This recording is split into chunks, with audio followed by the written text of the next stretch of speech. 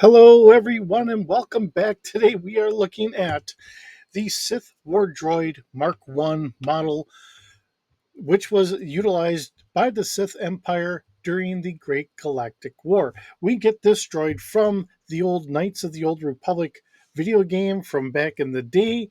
And here, here we have a nice rendering in kind of CGI or whatever. Um, a nice picture of it. It's a four-legged kind of droid, twin cannons, very reminiscent of what later on we get to see as the droidicas, and this will all be mentioned here in the wiki page here. The Mark One Sith droid moved on four legs and was armed with arm-mounted dual blaster cannons. They bore a strong resemblance to the droidicas employed thousands of years later by the Confederacy of Independent Systems during the Clone Wars. They appear to walk at a rather slow pace in comparison to other droids deployed at the time, most likely due to their heavy armor plating. On the contrary, Sith war droids were capable of crossing much more rugged terrain than most regular droids at the time due to their pointed ends on the legs. Unlike droidicas, Sith war droids do not possess a shield or any primary defense. It just relied on the armor itself. All right, history wise, Darth Meglos deployed these droids alongside Sith warriors to battle Republic forces during the Battle of Alderaan and later during the sacking of Coruscant. Behind the scenes, production renders by Blur Studio rendering artist Alessandro Balassoni label the droids as Colcoid droid, following the rebranding of the expanded universe into the Star Wars Legends. A droid similar to the Sith War Droid Mark I appeared in the canon comic story The Misadventures of Triple Zero and BT, which was published in the 20th issue of the comic series Star Wars Darth Vader. Now, the appearances that we do get are obviously the return of the Old Republic's Hope of the Old Republic, Deceived cinematic trailer on the Old Republic official website, and the Old Republic The Lost Sons 1. Sources for this is Book of the Sith, Secrets from the Dark Side.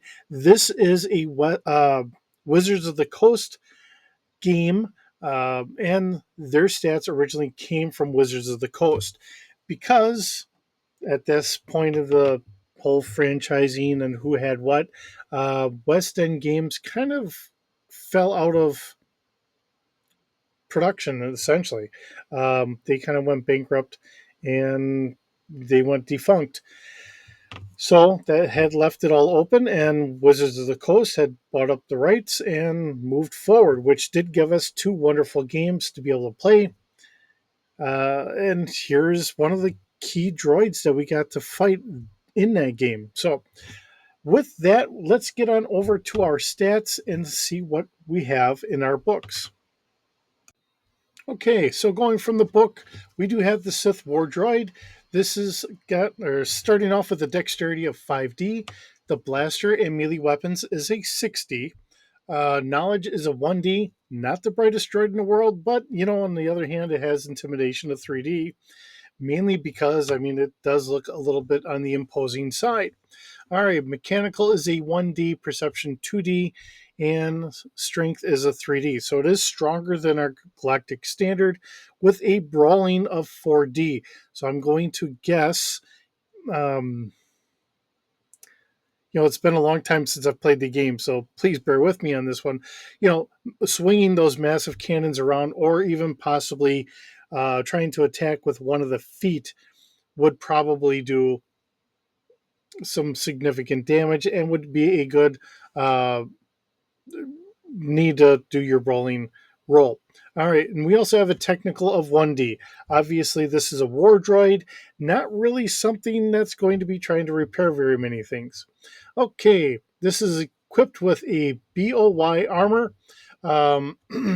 gives a plus 1d plus 1 to strength to resist damage. So we're really looking at a 4d plus 1 to resist any damage to come in. Arm mounted vibro axe, which then would be our brawling or melee weapons, which is a strength plus 3d plus 1 damage. Max is 7d. So that would take us all the way up to 60 plus 1. Our arm mounted blaster rifle is a 5d damage. And let's see, we have a movement of 10. So, same as any other galactic beam. Size is 1.8 meters tall, so the same height as our standard galactic beams. It's not available for sale because this was manufactured strictly for the Sith and their war effort. And of course, last but not least, this has the source coming from the Dark Side source book, page 121. And I believe that would be from the Wizards of the Coast book.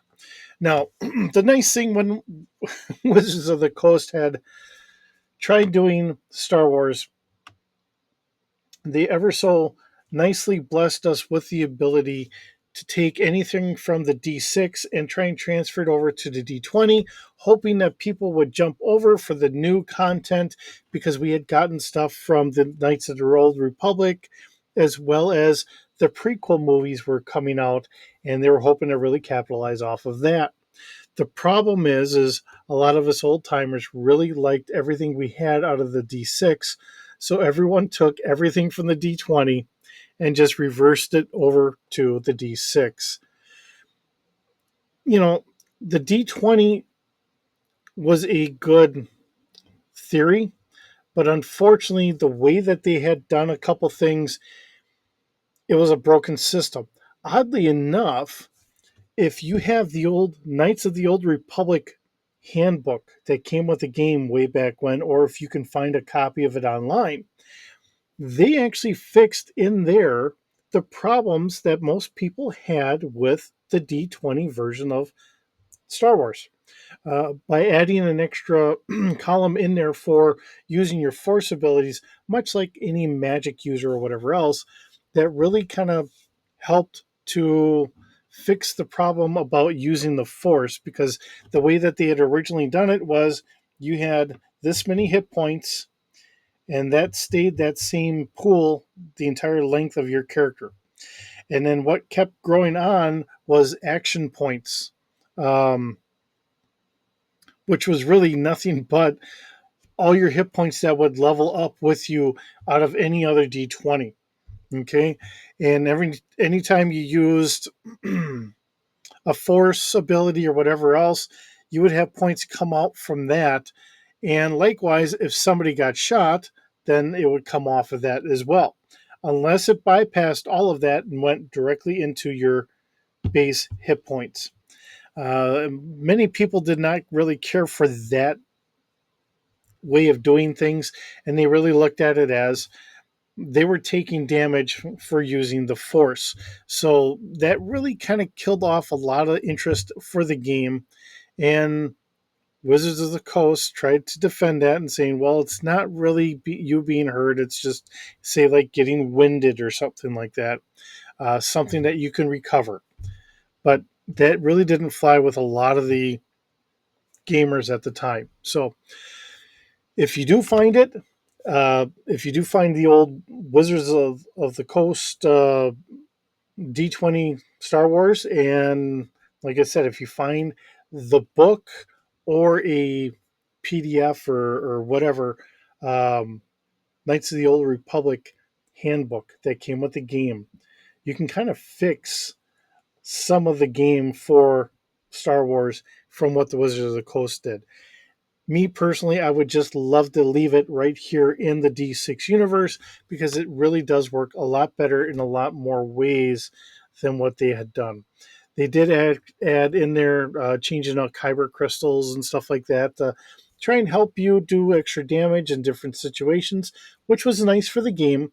But unfortunately, in all, when you look at damage and everything else, there was other things left to be desired. So but finally, we get this one being brought to you in the D6 universe, and we go from there.